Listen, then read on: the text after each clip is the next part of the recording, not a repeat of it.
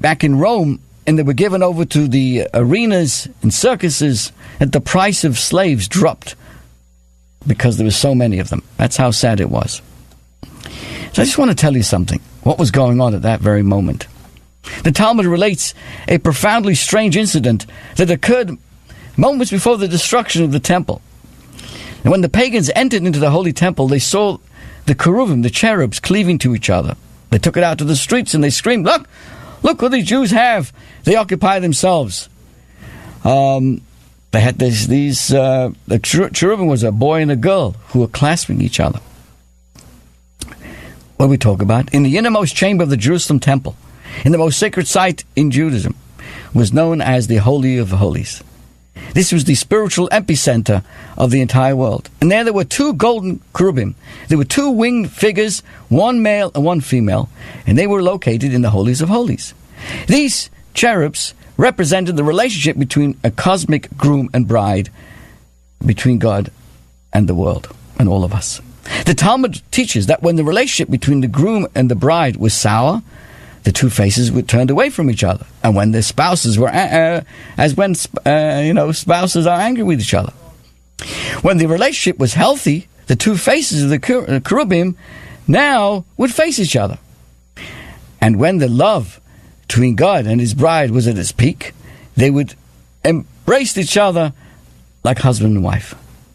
Guess what? The Talmud is telling us that when the enemies of Israel invaded the temple, during the time of the destruction in this month of Av, as they entered into the Holies of Holies, this sacred place that was only permitted to enter by the holy individual, the high priest on Yom Kippur, what did they find? They found the cherubim embracing each other.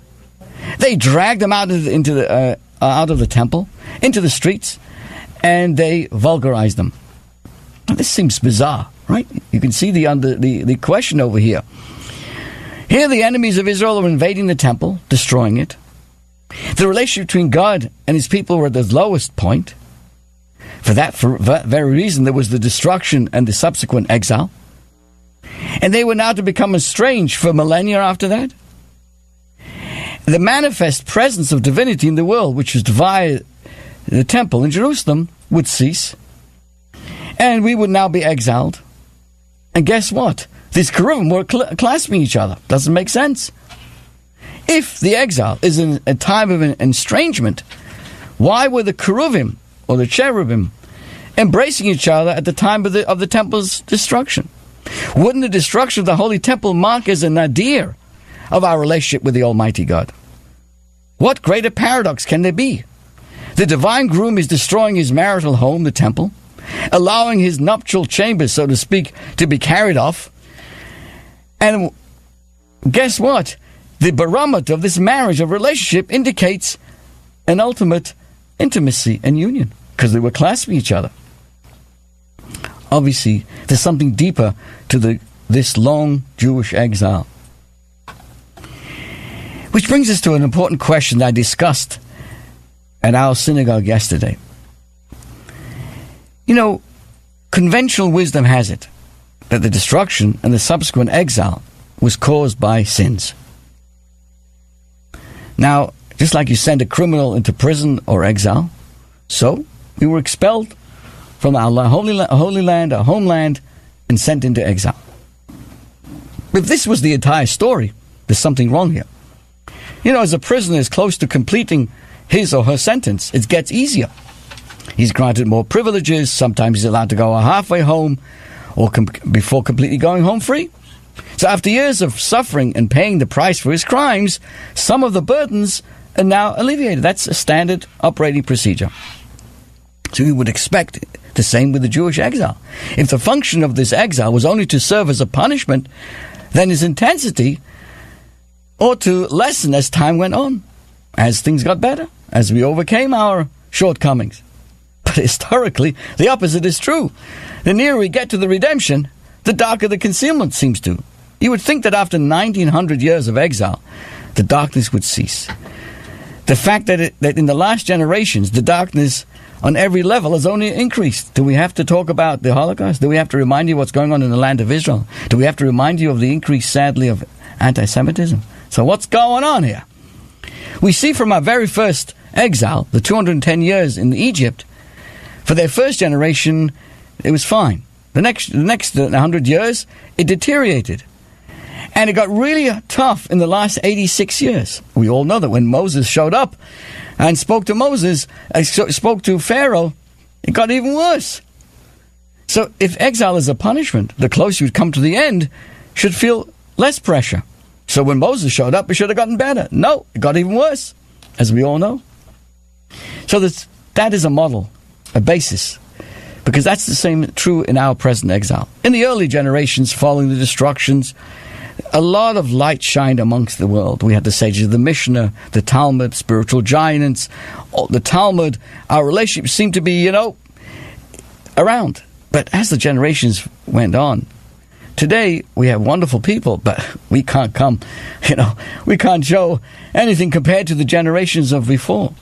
And as generations have progressed, we find an increasing coarsening and materialization of our life, leading almost to a total blackout of spirituality and sensitivity in our present-day existence. This despite the fact that each successive generation has brought us closer to the ultimate redemption. The same thing is with Jewish suffering. You would think as the time progressed, things would get easier. Look back at what happened in the 17th, the 18th, the 19th, the 20th century. So what's going on over here? Very briefly, what we shared yesterday, and I share with you now, is not an easy answer to this question. Nor would you have a complete answer to all the enigmas of Jewish history. But I bring you back to 1956, 2 months after a horrible massacre in the new Chabad village of Kfar Chabad. 5 students were brutally murdered. And the Rebbe addressed this question. And he presented a parable from the writings of the famous Chabad sage, Rabbi Hillel Paracher, who addressed this theme in a very lengthy discourse that dates back to the 1850s. It's an incredible discourse that explains our history and gives us new perspective on the structure of the Jewish annual calendar. And I just want to share with you one point that has a message to all of us. He explained just like an analogy of a teacher and a student. Right? The teacher's there, he's transmitting the knowledge from the teacher to the student. It seems to go on. The teacher's communicating, the student is listening and absorbing. However, suddenly in the middle of the teaching, the teacher suddenly experiences a flash of inspiration, a new concept, and at that moment, he needs to space out, to collect his thoughts, to return to his deepest recess of his mind, till he's able to formulate and present and transmit this new concept. So the teacher is in the middle of communicating this concept to the disciple. Suddenly, because of this inspiration, he goes quiet. So practically mid-sentence, he falls silent. His eyes, which will be focused on the students, close. Disciples' questions and remarks, when they ask questions, he pushes off with his hands. So what happened? He's now concentrating, absorbing the new idea that's coming to his mind.